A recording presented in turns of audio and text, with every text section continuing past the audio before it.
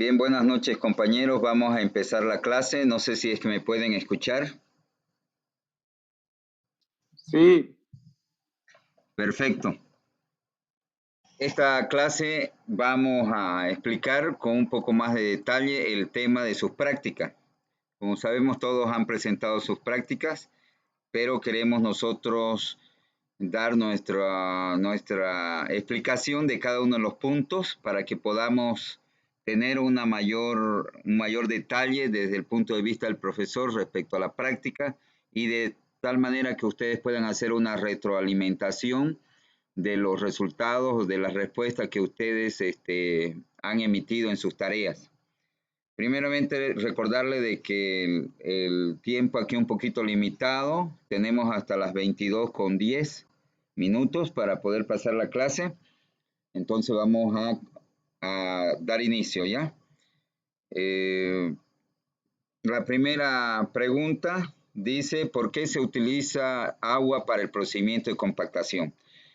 Bueno, chicos, no es necesario que ustedes tomen apuntes de lo que yo voy a hablar, toda vez de que la clase está siendo grabada y por tal sentido se va a enviar el link para que ustedes con toda la calma puedan descargar el video y hacer sus apuntes y realizar las correcciones en algunos casos que la respuesta no hubiese estado de acuerdo a lo que vamos a explicar el día de hoy. Bien, la primera pregunta, ¿por qué se utiliza agua para el procedimiento de compactación? El agua tiene un valor fundamental para el procedimiento de compactación porque como nosotros sabemos, el incremento gradual de la cantidad de agua hace generar una mejor compactación gradualmente hasta llegar a un punto máximo en el cual se encuentra un contenido de humedad ideal que le llamamos contenido de humedad óptima, en la cual en ese punto en el cual encontramos nuestro contenido de humedad óptima, se determina la densidad máxima. Para después esta continúa incrementándose más agua, pero se evidencia que ya empieza a bajar la densidad del suelo. O sea que inicialmente el agua colabora al incremento, al aumento de lo que es la densidad del suelo, pero ahí llega un momento en que también el exceso de agua hace también que caiga la densidad del suelo de compactación. Entonces, en resumen, lo que nosotros tratamos es de ir incrementando, como ustedes ya han respondido en sus prácticas, entre 1.5, 2 o 3%, dependiendo del tipo de material. Entonces, ir gradualmente incrementando agua hasta llegar a obtener más o menos 4 a 5 puntos y en esos 4 a 5 puntos llegar hasta un aproximadamente 14-15% de agua para poder hacer una curva y determinar cuál es el contenido de humedad óptima para una densidad máxima. Entonces, en resumen, el proceso de incrementar agua es de vital importancia para poder lograr una buena compactación, una máxima compactación y una densidad la más alta que se podría lograr con el suelo. Pasamos a la segunda pregunta, que dice, ¿por qué se incrementan las cantidades de agua para cada molde compactado? Como nosotros sabemos, para un ensayo de compactación se requieren 5 moldes aproximadamente. Cada molde debe compactarse a un contenido de agua y se debe incrementar el agua porque cada molde debe ir aumentando o moviéndose en la recta horizontal del contenido de agua. O sea que si nosotros no incrementamos la cantidad de agua en cada uno de los moldes, ¿qué va a suceder? No vamos a tener una curva. La curva se da cuando nosotros en el eje X tenemos al contenido de humedad y cada vez que nosotros vamos aumentando agua, entonces el punto se va desplazando sobre el eje X que pertenece al contenido de humedad. Entonces, Por eso es que se debe incrementar agua para poder ir obteniendo la curva parabólica que nos va a denotar la cantidad de agua óptima para encontrar una densidad máxima. Esa es la justificación del incremento de agua. Es proporcionar el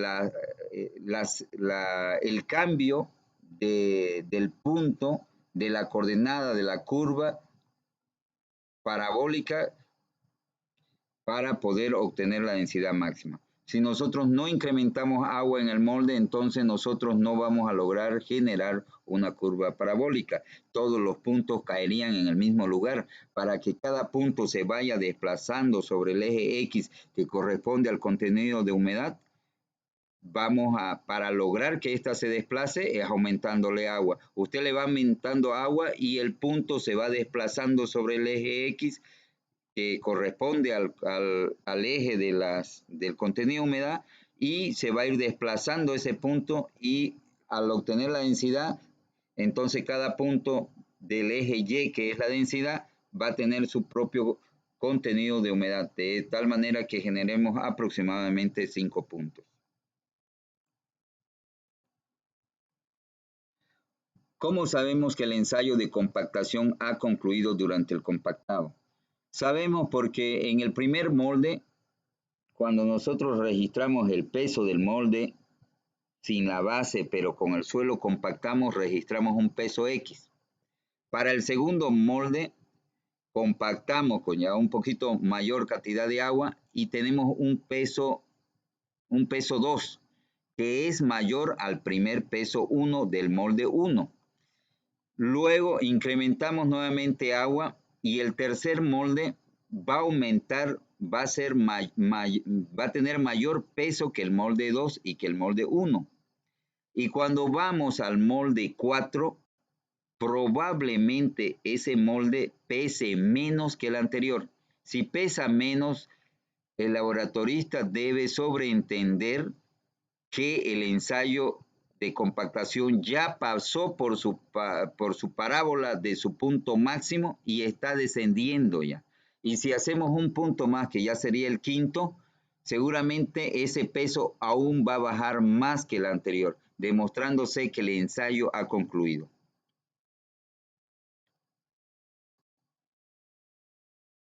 Explique en sus palabras el procedimiento del ensayo de compactación. Bueno, ya eso lo hemos visto, lo han respondido la mayoría correctamente. El procedimiento del ensayo de compactación consiste en preparar el suelo que pasa por el tamiz número 4.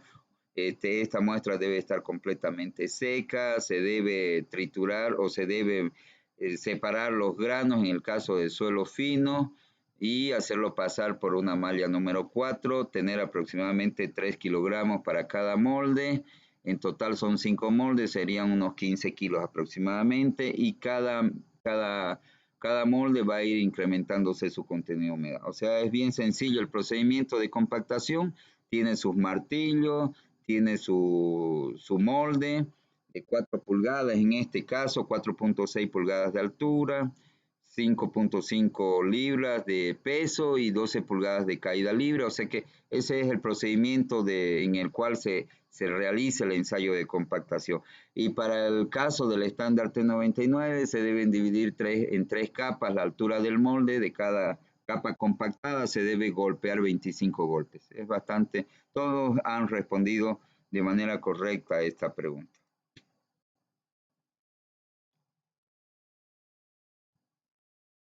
Explique qué equipos y sus dimensiones utiliza el ensayo. Utiliza un molde de 4 pulgadas, 4.6 de altura, que tiene su martillo de 5.5 libras, de caída libre de 12 pulgadas. Se requiere 2 tipos de balanza, una balanza de 20 kilogramos para pesar los moldes y otra de precisión que debe ser de aproximadamente 1 kilo, que sirve para poder pesar las taras con los contenidos de humedad óptima y Se necesitan las taras de latón para poder introducir las muestras para su secado y determinación del contenido de humedad óptima. Se requiere un horno eléctrico graduado con un termostato para poder controlar la temperatura, que debe estar en condiciones normales. En caso de que sean arcillas, piedras y todo eso, 105 más menos 5 grados centígrados, y en el caso de que sea material con materia orgánica, deberá secarse a una temperatura de 60 grados, que esta misma tiene que estar por lo menos mínimamente 6 horas. Entonces, ese es los equipos, ¿no?, que se utilizan para este ensayo.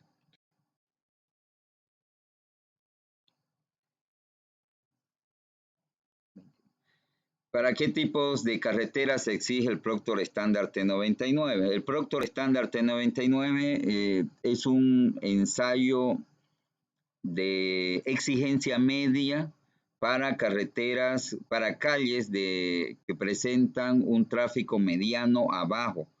Ya estamos hablando de una carretera que sea o calle que sea que no sea de alto tráfico. ¿Cómo se considera una carretera de alto tráfico? Una carretera principal, por ejemplo, entre departamentos, se considera como una carretera de alto tráfico. No podría aplicarse esta exigencia del Proctor T99. Una carretera entre provincias, sí. Por ejemplo, una carretera a San Javier, una carretera entre localidades, entonces tendría que exigirse un estándar T99. Son carreteras secundarias, ¿no? Caminos secundarios entre provincias es el ideal, digamos, para poder exigir el Proctor estándar T99. También se puede exigir el T99 tiene como exigencia cuando el material es fino. Si ustedes revisan un poco la bibliografía de la norma, los suelos que son finos, debe exigirse el Proctor T99.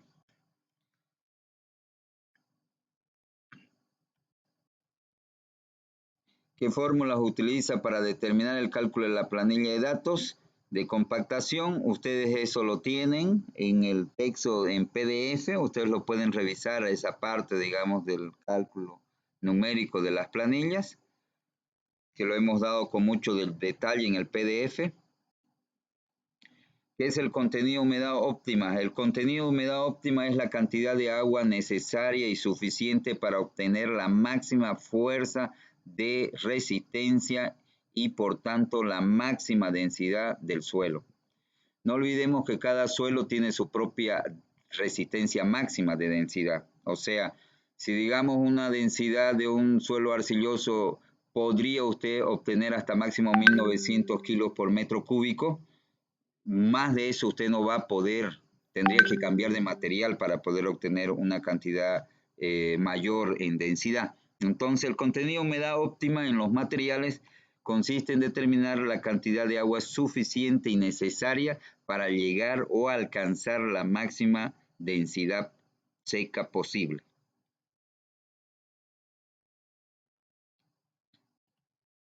¿Cómo se logra obtener la densidad máxima de un suelo? La densidad máxima de un suelo se logra obtener incrementando gradualmente agua hasta lograr construir una curva parabólica y mediante esa curva parabólica determinar el punto de la máxima altura obtenida por la curva parabólica. Esa determina la densidad máxima del suelo. La energía que debe exigirse está en función al diámetro, al número de golpes, a la altura de la caída del martillo de 5.5 libras. Entonces eso lo podemos ver, es una fórmula que determina cuánto es la energía que proporciona el Proctor T99. ¿Para qué nos sirve esta energía? Para poder compararla con la energía que tiene que exigirse en obra. Entonces, con esta energía que usted determina según este Proctor T99, usted determinará también la energía que debe aplicarse mínimamente en obra en base a este Proctor T99, en base a la energía del Proctor T99.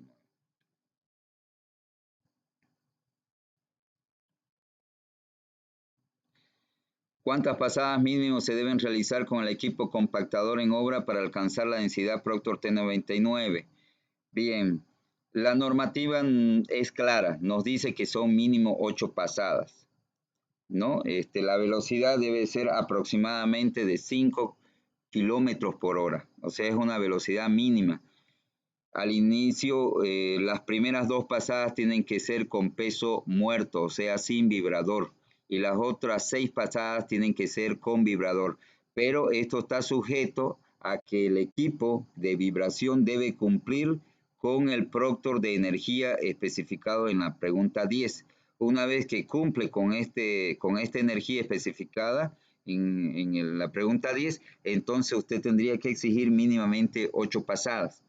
Entre 8 a 10 pasadas son suficientes para poder lograr la densidad máxima, y para poder lograr esa densidad máxima la normativa nos explica que la altura de compactación debe ser máximo 25 centímetros.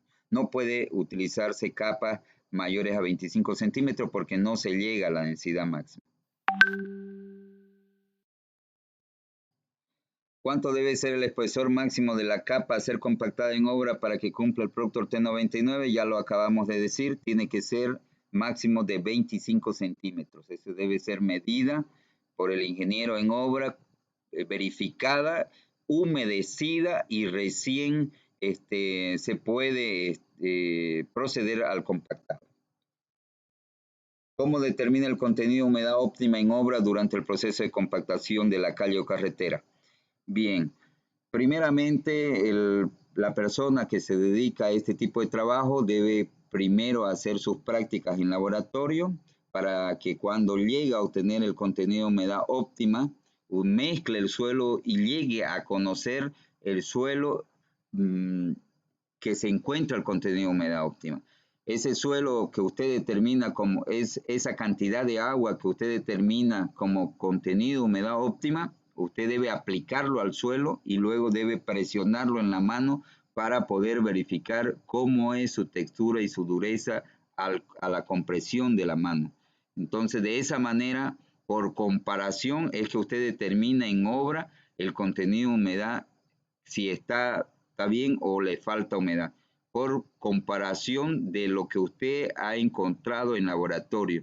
Otra manera ya es utilizar ensayos de laboratorio en situ para poder determinar, pero actualmente se practica mucho la verificación in situ por comparación de lo que es el contenido de humedad óptima en laboratorio. Bien, con eso hemos terminado la explicación. No sé si es que alguien tiene alguna pregunta, todavía tenemos algunos minutos.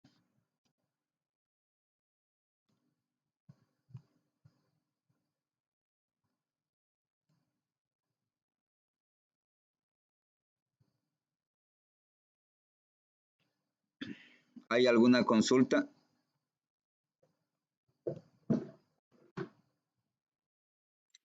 Con respecto, ingeniero, disculpe, buenas noches. Lo escucho, compañero.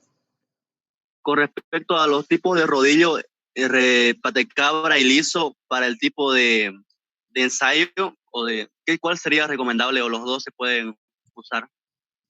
Para los suelos arcillosos se recomienda usar el pata de cabra. Lo que sucede es que el pata de cabra golpea al suelo si usted hace aplicar el vibrador, y como el suelo arcilloso es un material plástico deformable fácilmente, entonces la pata de cabra logra ingresar con su pata dentro del suelo arcilloso, generando una mejor compactación. O sea que para suelos arcillosos se recomienda pata de cabra, y para suelos que son de piedra grava se recomienda un rodillo liso de compactación. ¿Alguna otra consulta?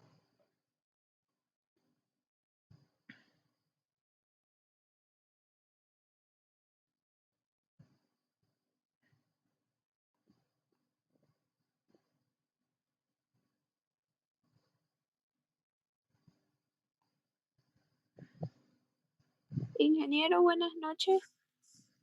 Sí, le escucho. Yo leí en un PDF que decía que mucho también en las pasadas se tomaba en cuenta el peso de la maquinaria. Entonces quería saber qué hay respecto de eso. Bien. Para poder para que usted pueda probar la maquinaria, está en función de la energía de la maquinaria. Tiene que tener mínimamente la energía que el Proctor tiene en el T99. ¿Cómo lo va a lograr eso? Hay varias maneras, ¿no? Una es leyendo las especificaciones. Nos queda 10 minutos, chicos. Bien, una es leyendo las especificaciones técnicas del equipo. La energía de un compactador está en función del peso del rodillo. El peso, el rodillo, por ejemplo, hay rodillos de 3.5 toneladas de peso y en base a eso se determina la energía del compactador en obra. Claro, Fernando. Me ganaron. No sé si es que hay otra pregunta. Ya, jugada de niño, más bien. No sé, ya le di siguiente. ¿Alguna pregunta? Ahorita la vuelvo. ¿Alguna otra pregunta, chicos?